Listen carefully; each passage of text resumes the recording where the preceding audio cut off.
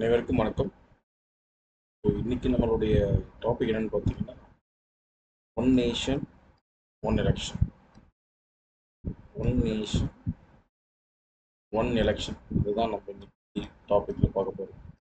ஒரே நாடு ஒரே தேர்தல்.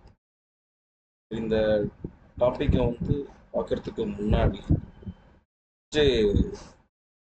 இந்தியாவில் தேர்தலை நடத்தக்கூடிய அமைப்பு எதுன்னு தெரியும். இந்தியாவில் எலெக்ஷன் அப்படின்ற மிகப்பெரிய ஜனநாயக தேர்தலை நடத்தக்கூடிய மிகப்பெரிய அமைப்பு பார்த்தீங்கன்னா நம்மளுடைய தேர்தல் ஆணையம், எலெக்ஷன் கமிஷன். ஸோ அவங்க தான் இந்தியாவில் நடக்கக்கூடிய சட்டமன்ற பாராளுமன்ற தேர்தல்களை நடத்துகிறாங்க. சரி, கிட்டத்தட்ட இந்தியாவில் இவர்கள் எத்தனை எலெக்ஷன் நடத்துகிறாங்க அது ஃபஸ்ட் நம்ம இந்த ஒன் நேஷன் ஒன் எலெக்ஷனை பார்க்கறதுக்கு முன்னாடி ஃபஸ்ட்டு எலெக்ஷன் கமிஷன்னா என்ன, இவர்கள் எவ்வாறு இந்த தேர்தலை நடத்துகிறார்கள், என்ன மாதிரியான வகைகள் இருக்குது, தேர்தல்கள் என்னென்ன மாதிரி வகைகள் இருக்குது அப்படின்றது நம்ம ஃபஸ்ட்டு தெரிஞ்சுக்கிட்டு ஸோ அதுக்கப்புறம் நம்மளுடைய டாபிக்குள்ளே போவாங்க. இப்போது எலெக்ஷன் கமிஷன் அப்படின்றது ஒரு கான்ஸ்டியூஷனல் பாடி தான். கான்ஸ்டிடியூஷனல் பாடி அப்படின்றது அரசியலமைப்பு சார்ந்த அமைப்புன்னு நம்ம சொல்லுவோம். Constitutional bodies. சரி, கான்ஸ்டியூஷனல் பாடிஸ் அப்படின்னா பொதுவாக இது நமக்கு எந்த பார்ட்டில் சொல்லப்பட்டிருக்குன்னா பார்ட் 15ல் சொல்லப்பட்டிருக்கு, பகுதி 15ல் நமக்கு சொல்லப்பட்டிருக்கு. சரி, ஆர்டிக்கல் பார்த்தீங்கன்னா நம்மளுக்கு 324 இருந்து 329 வரைக்கும், 324 இருந்து 329 வரைக்கும் பார்ட் 15ல் இந்திய தேர்தல் ஆணையங்களை பற்றி நமக்கு பேசுகிறாங்க. சரி, இந்த அளவு போதும். அப்புறம் 324 325 அதெல்லாம் நமக்கு தேவையில்லை.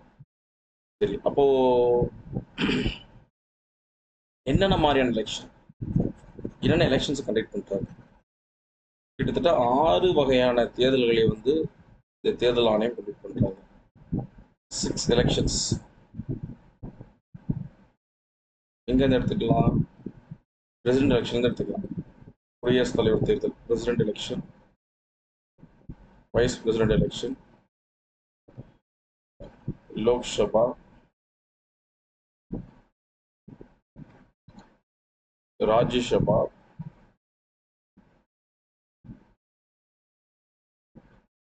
ஸ்டேட் லெஜிஸ்லேட்டிவ் அசம்பிளி,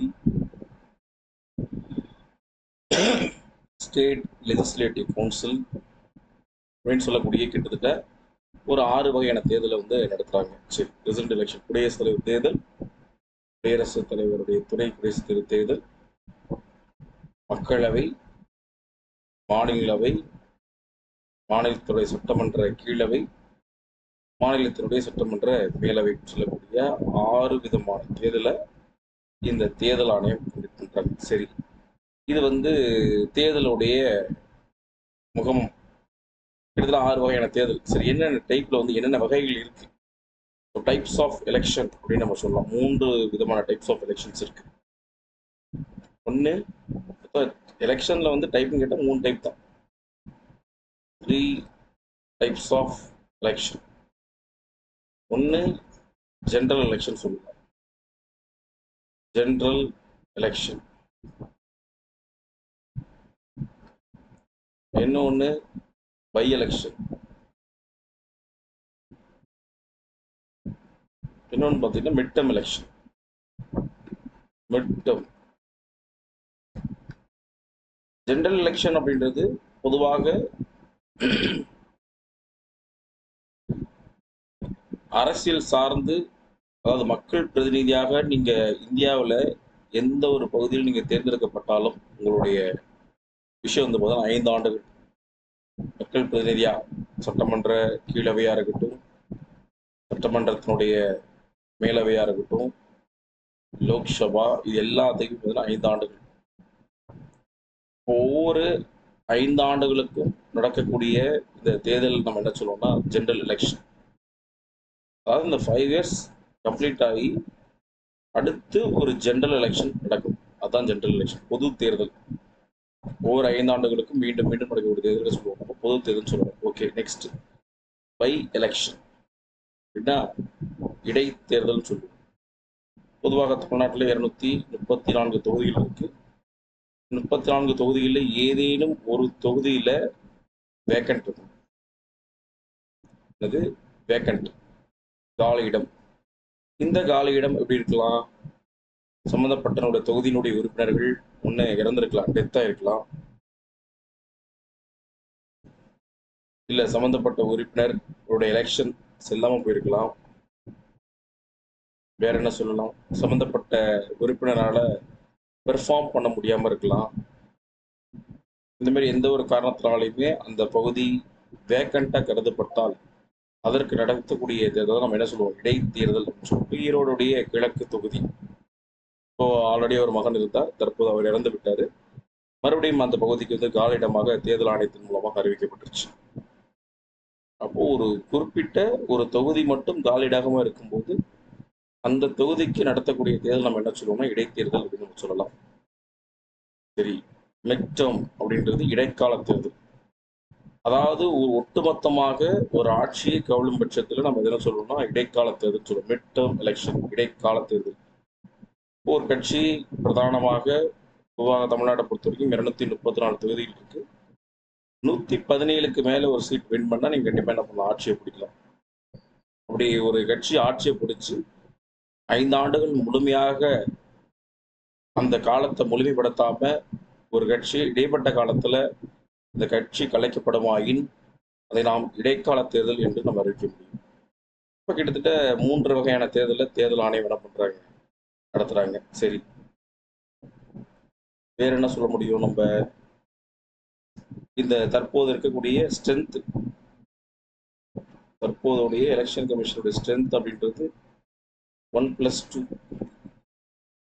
ஒரு தலைமை தேர்தல் ஆணையர், 2 தேர்தல் ஆணையர், ஒரு chief election commissioner, 2 election commissioner. சரி, இவருடைய பதவி காலம் 6 ஆண்டுகள், 6 இயர்ஸ் அல்லது 65 வயது. 6 ஆண்டுகள் அல்லது 65 வயது அப்படின்றது நம்ம குறிப்பிடலாம். பொதுவாக தேர்தல் ஆணையம் எப்போ நிறுவப்பட்டது? இது அடிக்கடி கேட்கக்கூடிய முக்கியமான விஷயம். நிர்வச்சன் சதன் அப்படின்னு சொல்லுவாங்க இந்த தேர்தல் ஆணையத்தை. ஜனவரி மாதம்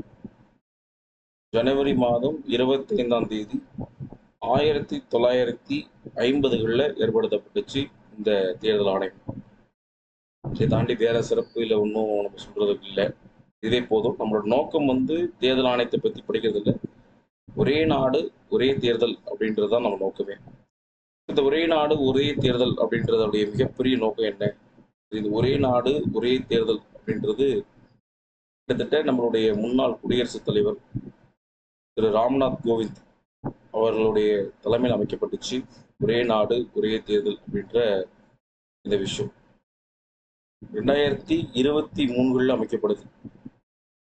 யாரோட தலைமையில?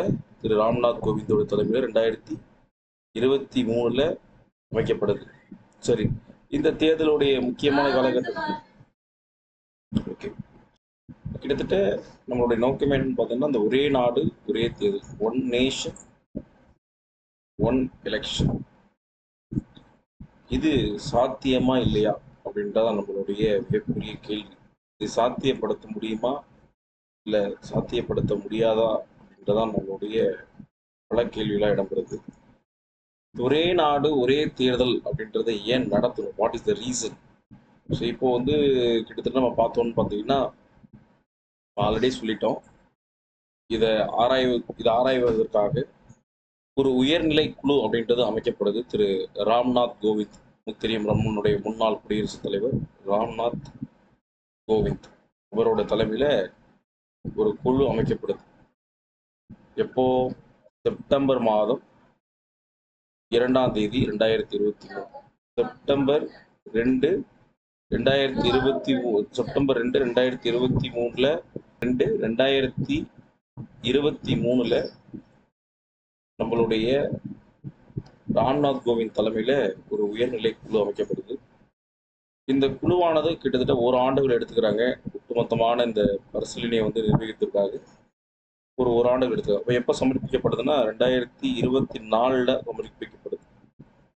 2024 இந்த குழுவினுடைய அறிக்கை சமர்ப்பிக்கப்படுது. எந்த ஆண்டில் இந்த அறிக்கையை ஏற்றுக்கிறாங்கன்னு பார்த்தீங்கன்னா கிட்டத்தட்ட 18 செப்டம்பர் 2024 நாடாளுமன்றம் ஏற்றுக்கிறது 18 செப்டம்பர் 2024 இந்த 2 டேட் ரொம்ப முக்கியம். குழு அமைக்கப்பட்டது எப்படின்னு கேட்பாங்க. செப்டம்பர் மாதம் 2ஆம் தேதி 2023 குழு அமைக்கப்படுது. 18 செப்டம்பர் 2024 அறிக்கை நாடாளுமன்றத்தால் ஏற்றுக்கொள்ளப்படுது. ரைட், இது நம்ம பார்த்துட்டோம். ஏன் இந்த ஒரே நாடு ஒரே தேர்தல் அப்படின்ற முக்கியமான விஷயம் வந்து பார்த்தீங்கன்னா பொதுவாக கிட்டத்தட்ட 3 முறைகள், அதாவது 1951, 52 அப்போதான் வந்து இந்தியாவினுடைய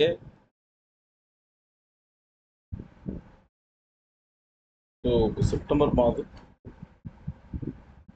2ஆம் தேதி 2023 இந்த குழுவானது அமைக்கப்படுகிறது. மீண்டும் 18 செப்டம்பர் 2024 அன்று இந்த குழுவினுடைய பரிந்துரைகள் நாடாளுமன்றத்தால் ஏற்றுக்கொள்ளப்படுது. இப்போ இந்த ஒரே நாடு ஒரே தேர்தலினுடைய முக்கியமான நோக்கம் என்னன்னு பார்த்தீங்கன்னா, நாடாளுமன்றத்தினுடைய மக்களவையுடைய தேர்தலும், மாநிலத்தினுடைய சட்டமன்ற தேர்தலும், யூனியன் பிரதேசங்களுடைய சட்டமன்ற தேர்தலும் ஒரே காலகட்டத்தில் நடத்தப்படணும். அப்படி இந்தியாவில் ஒரே காலகட்டத்தில் நடத்தப்படலைன்னு கேட்டால் நடத்தப்பட்டுச்சு. கிட்டத்தட்ட ஒரு 3 முறைகள், 3 காலத்தில் மட்டும்தான் இந்த ஒரே நாடு ஒரே தேர்தல் என்பது அந்த 3 இடத்துல பொருந்தி வந்துச்சு. இப்போ இந்தியாவினுடைய முதல் தேர்தல் அப்படின்றது பார்த்தீங்கன்னா கிட்டத்தட்ட லாங் டியூரேஷன் 1951 1952 வரைக்கும் நடத்தப்பட்டிருக்கும். இதுதான் இந்தியாவினுடைய முதல் தேர்தல் 51 62 வரைக்கும். ஓகே, இப்போ கிட்டத்தட்ட இந்த தேர்தலுடைய நீட்சி 1951 ஆரம்பிச்சு 52 முடிஞ்சிருக்கா. இதான் அவருடைய ஃபர்ஸ்ட் ஃபேஸ். இப்போ இது எந்த காலம் வரையும் தொடர்ந்துச்சு பார்த்தோன்னா கிட்டத்தட்ட 1967 வரைக்குமே இந்த நாடாளுமன்றத்துடைய மக்களவை, மாநிலத்தினுடைய சட்டமன்றம், யூனியன் பிரதேசங்களுடைய சட்டமன்றங்கள் மட்டுமே நடந்துச்சு. அப்போ கிட்டத்தட்ட அந்த 68 69 ஆண்டுகளில் ஒரு சில மாநிலத்தினுடைய சட்டமன்றங்கள் அதனுடைய காலத்திற்கு முன்னாடியே என்ன பண்ணுதுன்னா கலைக்கப்படுது. ஒரு சில அரசியல் ரீதியாக. அப்போ என்ன ஆகுது, நாடாளுமன்ற மக்களவை ஒரு காலகட்டத்தில் நடக்குது. இந்தியாவினுடைய மாநிலங்களில் ஒரு சில மாநிலங்களில் தேர்தல்கள் ஒரு சில காலகட்டத்தில் நடக்குது. இப்போ இதனால என்ன ஆகுதுன்னு பார்த்தோன்னா கால விரயம், நிதி செலவு, அதிகப்படியான நிதி செலவு அரசாங்கத்தில் ஏற்படுது. இப்போ இதை மீண்டும் சரி செய்வதற்காக தான் என்ன பண்ணுறாங்க, இந்த தேர்தலை நடத்துகிறாங்க. சார் அப்போ என்னென்ன ரீசனை சொல்கிறாங்க பாருங்க. இப்போ இந்த தேர்தலை நம்ம நடத்தும் போது என்ன மாற்றங்கள் ஏற்படும்? ஃபர்ஸ்ட் முதல் மாற்றம் ஆட்சியின் நிலைத்த தன்மையை ஊக்குவிக்கும். ரைட், பொதுவாக வந்து ஒரு கட்சி ஜெயிக்கிறாங்க, ஜெயிச்சு முடிச்சு அவங்களுடைய ஆட்சியினுடைய கான்சன்ட்ரேஷன் கிட்டத்தட்ட 2 ஆண்டுகள், 2.5 ஆண்டுகள் மட்டும்தான் என்ன பண்ணுறாங்க, ஆட்சி மேலே மக்கள் மீது கவனத்தை செலுத்துகிறாங்க. அந்த கிட்டத்தட்ட இந்த 2.5 ஆண்டுகள் அந்த அதான் 3வது வருடங்களுடைய கடைநிலையில் என்ன பண்ணுறாங்க, அடுத்த தேர்தலையே முன்னிறுத்தி கொண்டு போகிறாங்க. அப்போ கிட்டத்தட்ட ஆட்சி நிலைத்தன்மையை ஊக்குவிக்கிறதுன்னு சொல்கிறாங்க. நெக்ஸ்ட், இப்போ எக்ஸாம்பிள் வந்து எலெக்ஷன் உடைய தேர்தல் அறிவிப்பு நடக்குதுன்னு சொல்லுவாங்க. கோட் ஆஃப் கான்டக்ட்னு சொல்லுவோம். கோட் ஆஃப் கான்டக்ட் அப்படின்னா தேர்தல் நடைமுறை காலம்.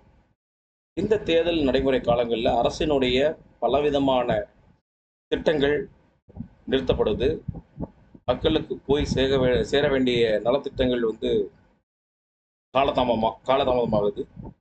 இதை வந்து என்னது சீர் செய்யணும், இதை வந்து ஒழுங்குமுறைப்படுத்தணும், ஒரு ரெகுலேட் பண்ணணும் அப்படின்ட்டுனா என்ன பண்ணணும், தேர்தல் அப்படின்றது ஒரே காலகட்டத்தில் நடக்கும். இப்போ கிட்டத்தட்ட பாருங்க, ஒரு தமிழ்நாடு நம்ம எடுத்துக்கணும். தமிழ்நாட்டில் வந்து சட்டமன்ற தேர்தல் நடக்குது, பார்லிமெண்ட் லோக்சபாவோட எலெக்ஷன் நடக்குது. இந்த தேர்தல்கள் ஒரு 2 டிஃப்ரெண்ட் டைம்ல நடக்கும்போது என்ன ஆகும்னா, மக்கள் அந்த 2 விதமான தேர்தல், அதாவது கோட் ஆஃப் கான்டக்ட்ன்னு சொல்லக்கூடிய இந்த டைம்ல புதிய அறிவிப்பாணை வெளியிட முடியாது. புதிய ரெக்ரூட்மெண்ட் வேலைவாய்ப்பு அறிமுகப்படுத்தப்பட முடியாது. மக்களுக்கான ஆரம்ப நிலையில் இருக்கக்கூடிய திட்டங்கள் அறிவிக்கப்படும் பட்சத்தில் நிறுத்தப்படும். இப்போ இதனால பல மக்கள்கள் இன்னல சந்திக்க வேண்டிய காரணங்களால மக்கள் அதிகப்படியான பாதிப்புகள் ஏற்படுத்தப்படுவதனால இந்த தேர்தலை ஒரே காலகட்டத்தில் நடத்தணும். இப்போ கொள்கை முடக்கத்தை தடுக்கிறது அப்படின்னு சொல்றாங்க. பாலிசியை வந்து சொன்ன பாலிசி எதுவுமே ஃபாலோ பண்ண முடியல, இது ஒரு மிகப்பெரிய ரீசனா இருக்குன்னு சொல்றாங்க. நெக்ஸ்ட், வளங்களை வந்து திசை திருப்பது வந்து ஒரு முக்கிய காரணம். இப்போ எக்ஸாம்பிள் என்ன பண்றோம், அதிகாரிகள் இப்ப அரசியல்வாதிகளை தாண்டி அதிகாரிகள் என்ன பண்றோம், இந்த மாதிரி எலெக்ஷன் டைம் அடிக்கடி வர வர வர அதிகாரிகள் அவர்களுடைய பணியை மேற்கொள்ள முடியாம இந்த தேர்தல் பணிகளே கான்சன்ட்ரேட் பண்றதுல அதிகமான ஒரு நேர விரயங்கள் இருக்கு அப்படின்னு சொல்றாங்க. நெக்ஸ்ட், பிராந்திய கட்சிகளுடைய பொறுப்பு குறையுது. ரெகுலர் பீரியடுக்குள்ள நம்ம எலெக்ஷன் வரும்போது தான் பாராளுமன்ற தேர்தலையும் சட்டமன்ற தேர்தலையும் அவங்களால வகிக்க கொடுக்க முடியும். இப்போ பிராந்திய கட்சிகளுக்கு முழுமையான ஒரு அதிகாரத்தை கொடுக்கணும் அப்படின்றது நோக்கமா இருக்கு. அடுத்தபடியாக வந்து அரசியல் வாய்ப்புகளை மேம்படுத்துகிறது. கட்சிகள் மீண்டும் தொடர்ச்சியான முறையில் இருக்கணும், அரசியல் கட்சியில் இருக்கக்கூடிய பல உறுப்பினர்கள் வாய்ப்பு கொடுக்கணும் அப்படின்ற நோக்கத்திற்காக வாய்ப்புகளை வழங்கும் அப்படின்னு சொல்றாங்க. ஆட்சியில் கவனம், யாருக்கு, அதிகாரிகளுக்கும் சரி ஆட்சியில் இருக்கிறவங்களுக்கும் சரி, தேர்தலை மட்டும் ஃபோக்கஸ் பண்ணாம அந்த அரசாங்கத்தில் சொல்லப்பட்ட திட்டங்கள், நலத்திட்ட உதவிகள், அரசாங்கத்தோட மக்களுடைய ரெகுலர் அட்மினிஸ்ட்ரேட்டிவ் ஆக்டிவிட்டி இதில் கவனம் செலுத்தணும் அப்படின்றதுக்காக இந்த ஒரே நாடு ஒரே தேர்தலுடைய நோக்கம் சொல்கிறாங்க. அடுத்தபட்ச மெயின் விஷயம் வந்து பார்த்தீங்கன்னா நிதிச்சுமையை குறைக்கணும்.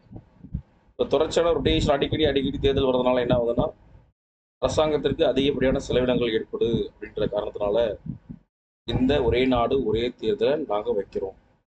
சரி, இதன் அடிப்படையில் என்ன ஆகுது அப்படின்னு பார்த்தீங்கன்னா, இப்போ கடந்த 2 நாளைக்கு முன்னாடி 129வது சட்ட திருத்த மசோதா, constitution of 129th amendment bill, அரசியலமைப்பு சட்ட திருத்த மசோதா 129. இந்த மசோதாக்களில் 2 வகையாக பிரிக்கிறாங்க, 2 விதமான மசோதாவை அறிமுகப்படுத்துறாங்க. ஒன்று மக்களவையுடன் சட்டமன்ற தேர்தல், இன்னொன்று மக்களவையுடன் யூனியன் பிரதேச தேர்தல். இப்போ 2 விதமான simultaneous federal and state election அப்படின்னு சொல்றாங்க. யார் அறிமுகப்படுத்துறாரு? நம்மளுடைய கேபினட் லா மினிஸ்டர் அர்ஜுன் ராம் மேக்வால் அவர்கள் அறிமுகப்படுத்துறாங்க. ஸோ பாராளுமன்றத்தினுடைய கீழவை, பாராளுமன்றத்தினுடைய மேலவை 2 அவைகளிலுமே இந்த மசோதா தாக்கல் செய்யப்படுது. தாக்கல் செய்யப்பட்டாலும் பாராளுமன்றத்தினுடைய எதிர்கட்சி மூலமாக அதிகமான எதிர்ப்பலை கிளம்ப ஆரம்பிக்குது. பல மாநிலங்களில் இந்த ஒரே நாடு ஒரே தேர்தல் அப்படின்ற மசோதாவை என்ன பண்றாங்க, எதிர்க்க ஆரம்பிக்கிறாங்க. அப்போ ஒரு நாடாளுமன்ற கூட்டுக்குழு அனுப்புறாங்க, ஜேபிசின்னு சொல்லக்கூடிய ஜாயிண்ட் பார்லிமெண்ட்ரி கமிட்டிக்கு நீங்க அனுப்புங்க.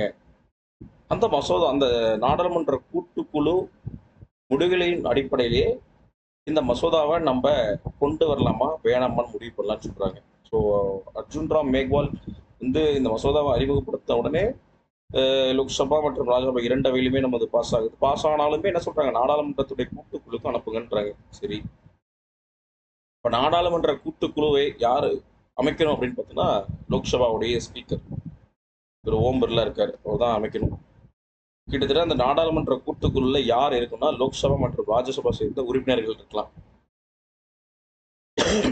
அதிகபட்சமாக 31 உறுப்பினர்கள் இருக்கலாம் லோக்சபா மற்றும் ராஜ்யசபால. இதுல லோக்சபால மட்டும் எத்தனை பேர் வரணும்னா 20 நபர்கள் வரணும். 31 உறுப்பினர்கள்ல 20 நபர்கள் லோக்சபால இருந்து வரலாம். மீதி ரிமைனிங் ஒரு 11 நபர்கள் எங்கிருந்து வரலாம், ராஜ்யசபால இருந்து வரலாம். இந்த ஜாயிண்ட் பார்லிமெண்ட்ரி கமிட்டி, இந்த நாடாளுமன்ற கூட்டுக்குழுவை அமைப்பதற்கு காலக்கெடு இருக்கு. 48 மணி நேரத்திற்குள்ள நீங்கள் இந்த நாடாளுமன்ற கூட்டுக்குழுவை அமைச்சே ஆகணும். அந்த 31 உறுப்பினர்களில் எந்தெந்த உறுப்பினர்கள் உள்ள வரணும், அந்த உறுப்பினர்கள் யாராக இருக்கணும் அப்படின்றது அத்தனையுமே முடிவு பண்றது திரு லோக்சபாவினுடைய சபாநாயகர்.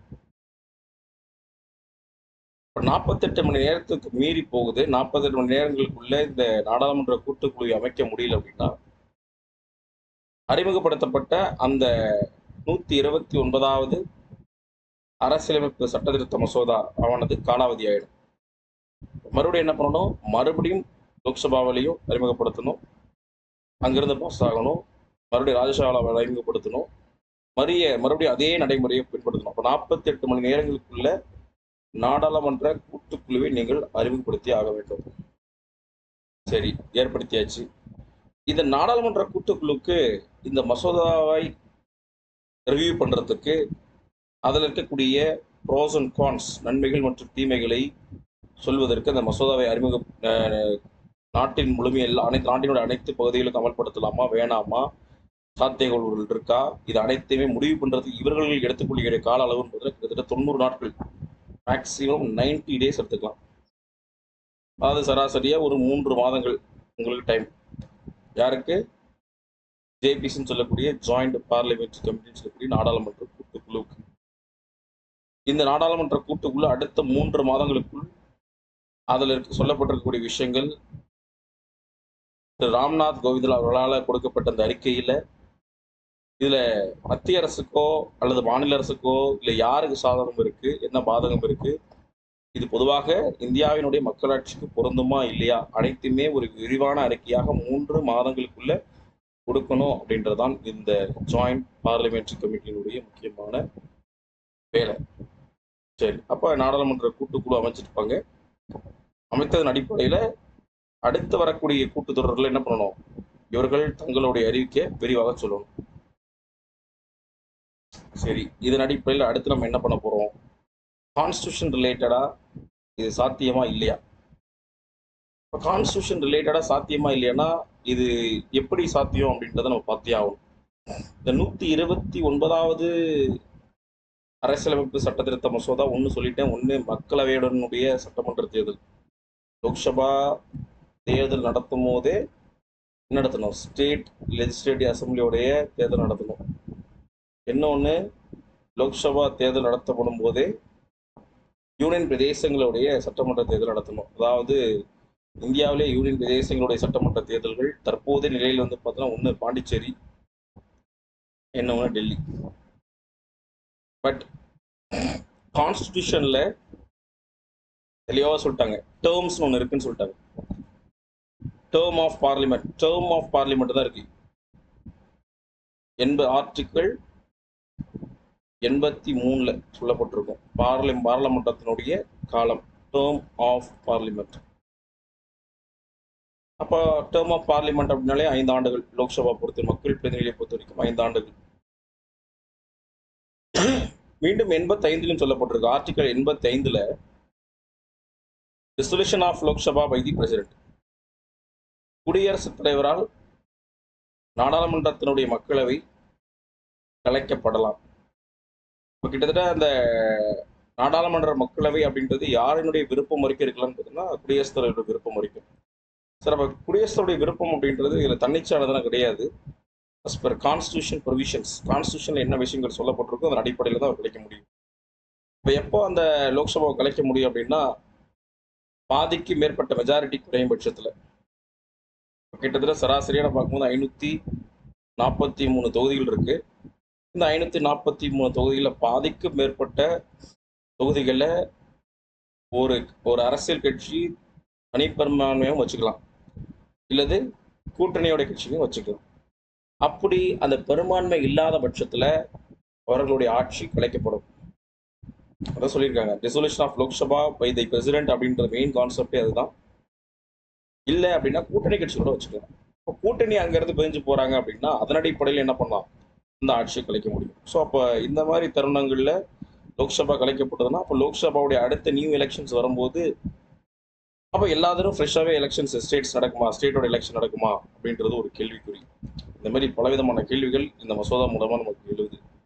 அதே மாதிரி என்ன சொல்கிறோம், ஆர்டிக்கல் 172 இப்படி ஒரு கேள்வி இருக்கு. அதாவது 85 என்ன சொல்றாங்க, லோக்சபாவினுடைய ஆட்சியை கலைக்க முடியும் பிரசிடென்ட்.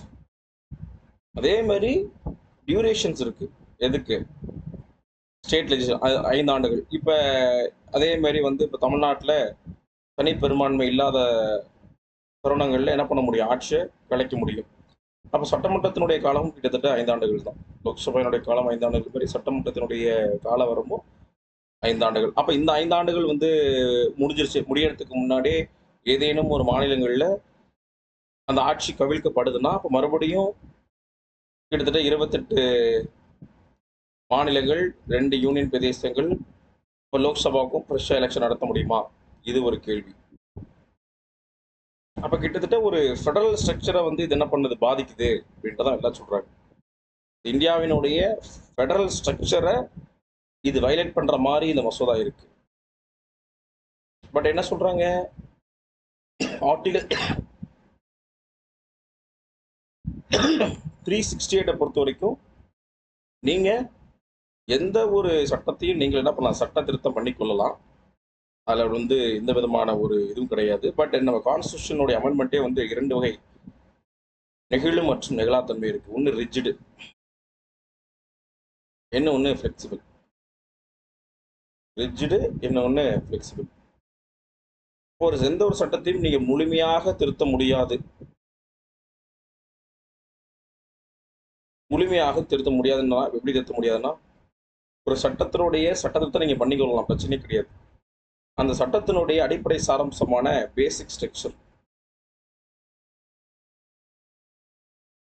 அடிப்படை கட்டமைப்பை மாறாமல் நீங்கள் திருத்திக் கொள்ளலாம். அடிப்படை கட்டமைப்புன்றது என்னது? ஃபண்டமெண்டல் ரைட்ஸ் அப்படின்றது அடிப்படை கட்டமைப்பு தான். ஃபண்டமெண்டல் டியூட்டி அப்படின்றது அதோட அடிப்படை கட்டமைப்பு தான். பிரியாமபிள்னு சொல்லக்கூடிய முகப்புரையும் அதோட அடிப்படை கட்டமைப்பு தான். கூட்டாட்சி தலைமைன்னு சொல்லக்கூடிய ஃபெடரல் ஸ்ட்ரக்சரும் அதோட அடிப்படை கட்டமைப்பு தான். செக்குலரிசம் அப்படின்றது அடிப்படை கட்டமைப்பு தான். அப்போ கிட்டத்தட்ட இதில் என்ன பாதிக்கப்படுதுன்னா, ஃபெடரல் ஸ்ட்ரக்சர் அப்படின்றது பாதிக்கப்படுது இல்லை. ஏன்னா ஒரு லோக்சபாவினுடைய எலெக்ஷன், ஒரு லோக்சபாவினுடைய ஆட்சி கலைக்கப்படும் பட்சத்தில், ஒரு மக்களவை கலைக்கப்படும் பட்சத்தில் அனைத்து மாநிலங்களுடைய ஆட்சியும் கலைக்கப்படும் என்பது கூட்டாட்சி தன்மைக்கு எதிரானது அப்படின்றத கூறுறாங்க. 172 பொறுத்த வரைக்கும் so duration of the state legislation, மீண்டும் 174 இருக்கு. மாநிலத்தினுடைய சட்டமன்றத்தை கலைக்கப்படுதல், dissolution of the state legislation. எப்போ? ஒரு ஆர்டிகிள் 356 அல்லது ஆர்டிகிள் 365 பயன்படுத்தி நீங்கள் அந்த மாநிலத்தினுடைய சட்டமன்றத்தை கலைக்கலாம். அது சொல்லப்பட்டிருக்கு. Article 356 imposition of presidential rule, குடியரசுத் தலைவரோட ஆட்சியை நடைமுறைப்படுத்தலான்றாங்க. எப்போ? அந்த பகுதியில் ஏதேனும் சட்ட ஒழுங்கு பிரச்சனை அப்படின்ற பட்சத்தில் நடைமுறைப்படுத்தலாம். 365 அப்படின்றது மத்திய அரசால் கொண்டு வரக்கூடிய சட்டங்களையோ மத்திய அரசால் கொண்டு வரக்கூடிய திட்டங்களையோ நீங்கள் சம்பந்தப்பட்ட மாநிலங்கள் அதை கடைபிடிக்கவில்லை, அந்த ஆட்சியை கவிழ்க்கலாம் அப்படின்ற முறைகள் இருக்கு. ஸோ இதன் அடிப்படையில் இந்த மசோதா இந்தியா முழுவதும் நடைமுறைக்கு வருமா அல்லது வராதா அப்படின்றது நாடாளுமன்றத்தினுடைய இந்த 3 மாத கால அவகாசத்தினுடைய பின்னணிக்கு அப்புறம்தான் இந்த மசோதா இந்தியா முழுவதும் நடைமுறைக்கு வருமா வராதா, இல்லை எந்த ஆண்டுல இந்த ஒரே நாடு ஒரே தேர்தல் என்பது நடைமுறைக்கு வரப்போகுது அப்படின்றத நம்ம பொறுத்திருந்து பார்க்கணும். ஓகே, ஸோ இத்துடன் வந்து நம்ம இந்த ஒரே நாடு ஒரே தேர்தலை என்ன பண்ணலாம், ரீச் பண்ணிக்கலாம். மீண்டும் வரக்கூடிய அடுத்த ஒரு வீடியோவில் உங்களை சந்திக்கிறேன். நன்றி, வணக்கம்.